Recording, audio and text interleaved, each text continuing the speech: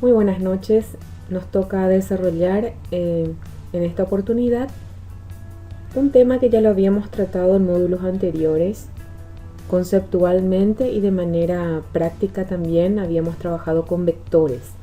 Estos vectores unidimensionales inicialmente, ¿sí?, también denominados arrays o matrices, tienen la particularidad de ser una estructura de datos, ¿sí?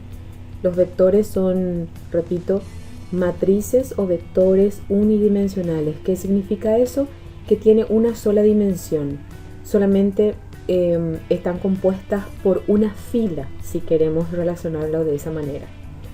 En tanto que una matriz bidimensional podría ser, por ejemplo, la disposición de un conjunto de filas y columnas, parecidos a los que nos presentan las hojas electrónicas.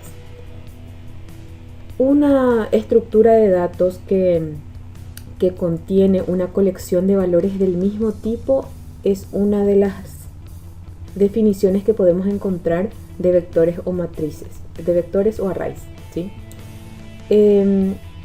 Otra de las características que pueden encontrar en libros es de que tienen datos homogéneos, es decir, los elementos que contiene el vector unidimensional o array son del mismo tipo. Por ejemplo, todos numéricos, todos de tipos carácter, todos de tipos decimales, ¿sí? Pero no podemos tener, en teoría, un vector que contenga el primer elemento de tipo carácter, el segundo de tipo numérico, el tercero alfanumérico. Estos vectores sirven para almacenar valores, variables, que normalmente tienen alguna relación entre sí. Aunque veremos en este lenguaje de programación Java que eso que acabamos de mencionar como características se rompe un poco dentro de la programación orientada a objeto. Otra de las características que pueden encontrar en libros de referencias o sitios web sería de que un vector tiene un tamaño fijo, el cual no puede variar, obviamente, durante la ejecución de un programa. También veremos que Java maneja de una manera más dinámica el tamaño o la dimensión del vector. La declaración sintáctica, es decir, la sintaxis declarativa dentro del lenguaje de programación que estamos viendo, para un vector sería int, en este caso el tipo de dato. Tenemos un corchete, esto no es paréntesis, no es otra cosa que corchetes, abierto y cerrado. Aquí tenemos el nombre de nuestro vector, va a ser igual a ¿qué?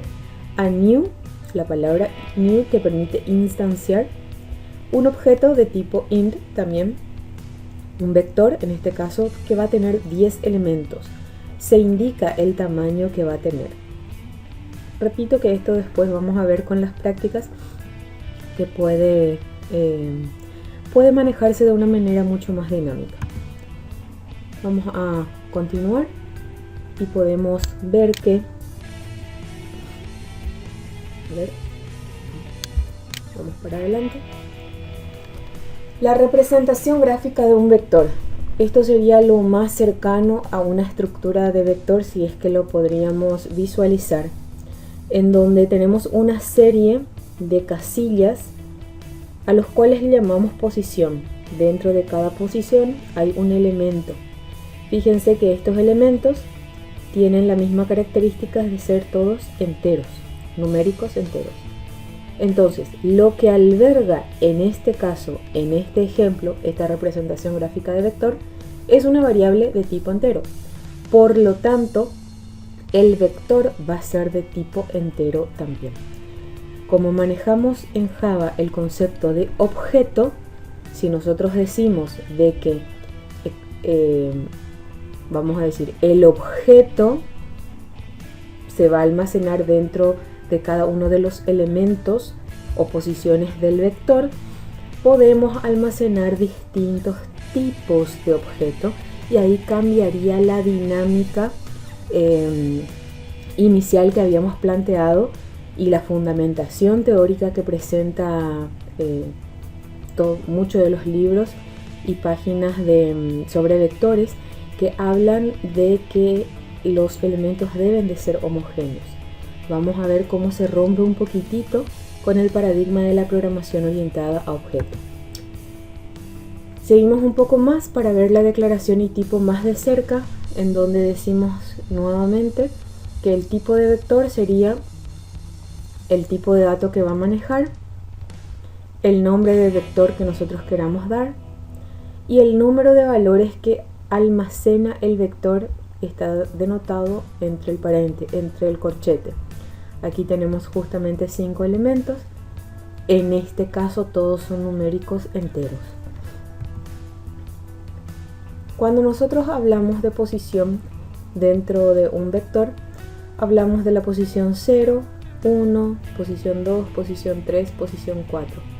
Entonces, si queremos acceder al dato menos 67, tendríamos que hacer referencia al vector sub 0. Vector es el nombre de esta estructura de tipo vector, ¿sí? Si quisiéramos acceder al elemento 11, al valor 11, deberíamos acceder al vector sub 1, ¿sí? Y así sucesivamente. Ahora veremos un poquito en la parte práctica cómo se traduce esto. Para eso vamos a habilitar nuestro Eclipse y vamos a dar un clic en la carpeta que nosotros ya tenemos creada, que se llama lenguaje 1. Abrimos nuestra carpeta y sobre la carpeta src le vamos a dar un clic derecho. Vamos a elegir la opción New y dentro de la opción New vamos a seleccionar un archivo de tipo class, ¿sí? Vamos a darle un nombre, por ejemplo arrays, ¿sí? Vamos a pedirle que nos construya el método main, que es el que nos permite en definitiva la ejecución del programa, y le vamos a dar finalizar para que justamente nos construya tanto la clase principal como el método main. En este caso yo le voy a dar cancelar porque ya adelanté la construcción de nuestro vector. Como ninguno de los métodos, en realidad aquí no vamos a utilizar otro que no sea el system out, el println, todos ellos se encuentran dentro del paquete javalang, por lo tanto no vamos a importar ninguna librería inicialmente. Ustedes tendrán esta clase principal que está denotada por public class, el nombre del archivo de la clase, en este caso .java, y está el método public static void main. Como decía en la diapositiva, declaramos un vector de esta manera, ¿sí? Int vector corchete igual a new de int de 5, en donde, fíjense, le especificamos, parecido al ejemplo, algunos valores para que se puedan contener dentro de nuestro vector. Si yo quisiera imprimir el valor de cada uno de ellos, pudiera hacerlo a través de cada línea de impresión por un system.out.println, y entre paréntesis puedo poner un mensaje que diga elemento y lo concateno con el valor del vector sub 0 que hace referencia al número 5. Lo mismo haría para el siguiente, para poder imprimir el 35, el menos 45, el 62 y el 71 respectivamente, en los elementos que van del 0 al 4 con un total de tamaño de 5 elementos. Entonces, si nosotros le damos al play, vemos cómo justamente se imprimen estos valores. Obviamente que hacerlo de esta manera tiene poco uso, pero sí sirve para fines académicos. Por lo tanto, vamos a proceder a cambiar la codificación y utilizar una codificación más dinámica. Yo voy a poner el signo de barra con un asterisco en donde quiero empezar a comentar la línea, y voy a poner un asterisco y una barra diagonal en donde quiero terminar de comentar mi código para poder descomentar el siguiente ¿sí? Que sería este, en donde vemos de que este vector también, este vector de tipo entero, y esto lo tengo que comentar porque no puedo hacer una doble declaración del mismo nombre vector para dos elementos de tipo vector. Entonces, tengo un elemento vector que va a manejar enteros.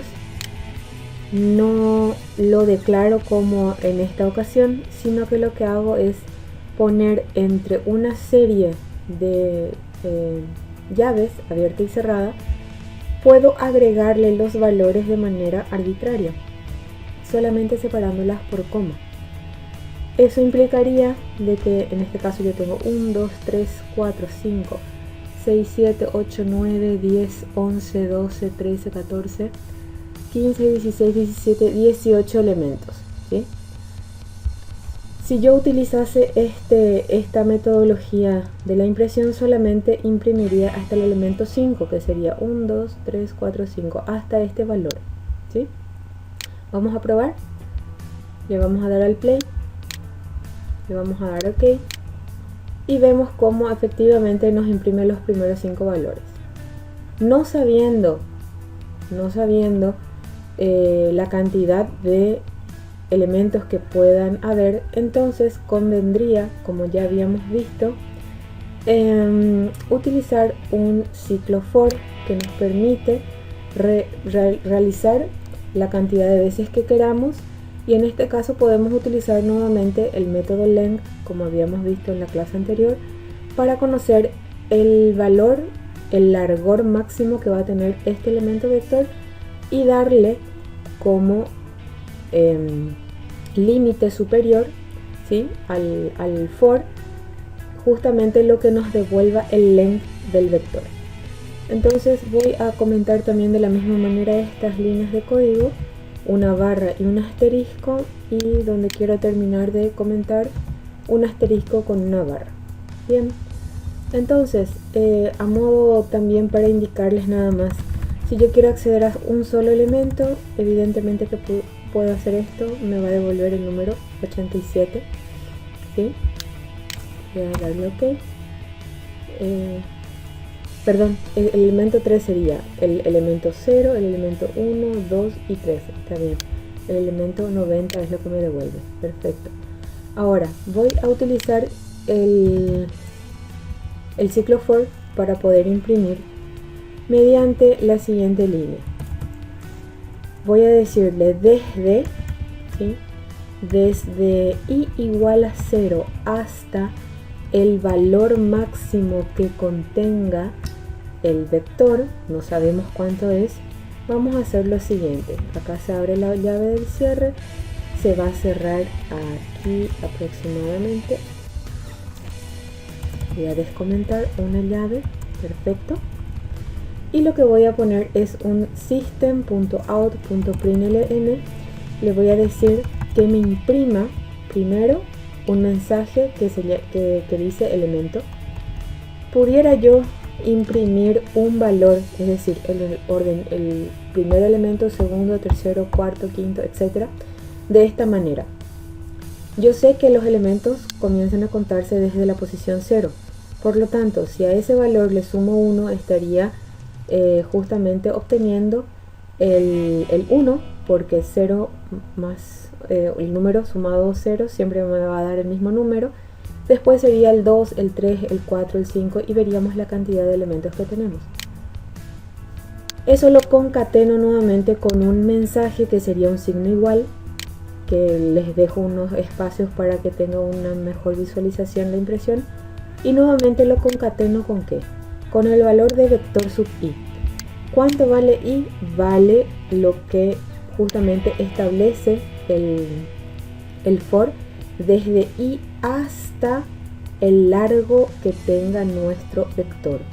Por lo tanto, si yo ejecuto esto, voy a darle OK, me voy a dar cuenta que en este caso, así como había contado, tengo 18 elementos, ¿sí? Del 1 al 18. Si yo borrase 3 elementos le borro 3 elementos. Le doy nuevamente al play. Me fijo de que solamente han quedado 15 elementos y sigue haciendo la función de impresión de valores. O por ejemplo, voy a modificar esto, le voy a borrar, le voy a agregar uno más, menos 77 con una coma ahí. Entonces voy a imprimir, le hice una modificación y aquí justamente se refleja la modificación del valor y se agregó este valor que está aquí de manera automática y sigue haciendo lo que nosotros queríamos. Esto es un ejemplo claro de que, repito, Java maneja de una manera un poco más dinámica el concepto de vectores que nos pueden ayudar a hacer más cosas con él. Espero que hagan la práctica, ¿sí? Y vamos a seguir en el siguiente vídeo.